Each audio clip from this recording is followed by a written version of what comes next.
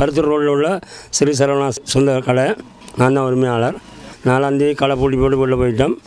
5ஆம் தேதி காலமே விடிய 6 மணிக்கு வரும்போது 5 பூட்டு உடைக்கப்பட்டு கடவுளுக்கு கல்லர் பூந்திருக்கிறத தெரிய வந்தது.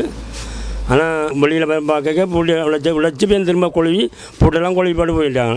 நாங்கள் உள்ளுக்கு வந்து பார்த்தால் காசில் ஆச்சிலாம் கொட்டி காசுலையும் எடுத்து கிட்காட் சிகரெட் கொஞ்சம் க்ரீம் பாய்கள் அப்படின்னு சொல்லி ஒரு மொத்தம் போய்களை 25-30 ரூபாய்களில் போயிருக்கு. 25,000 மேலே போயிருக்கோம் நினைக்கிறேன். நாங்கள் தொட்டு எடுத்துருக்கோம் இல்லையா.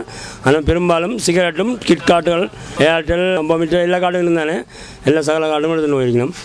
மற்றபடி இங்கே நாங்கள் கொஞ்சம் பார்க்கலாம் தெரியுது கொஞ்சம் எடுத்துருக்கேன். மற்றபடி ஒரு சவம் முக்கிய சவங்கள் எடுத்திருக்கேன். நான் சரவணா பல்பொருள் வாணிபத்தின் முதலாளி. நான் நேற்றைய காலமே வீட்டிலேருந்து கடைக்கு துறப்பம் கொண்டு வர கடையெல்லாம் உடைச்சி இருந்தது. கதவுகின்ற வழி பூட்டுகள் எல்லாம் உடைச்சி திராங்குகள் எல்லாம் கீழே விழுந்து கிடந்தது. அப்போ நான் கடையை திறந்து பார்த்தேன். கடைக்குள்ளே இருந்து என்னுடைய பேன்சி என்று சொல்லப்படுற அந்த அழகு சாதன பொருட்கள் கூட ஒரு அலுமாரி ஃபுல்லாக இருந்தது. அந்த பொருட்கள் அத்தனையும் சூறையாடப்பட்டிருந்தது கண்டேன். பிறகு இந்த லாட்சியை திறந்து பார்க்க அது லாட்சிக்கு இருந்த கிட்காட்டுகள், அதோடு இருந்த சிகரெட் பண்டல்கள், அதை விட இந்த ரெட் பூல்னு சொல்லப்படுற குடியோ சோடா வகையான அதுகள்.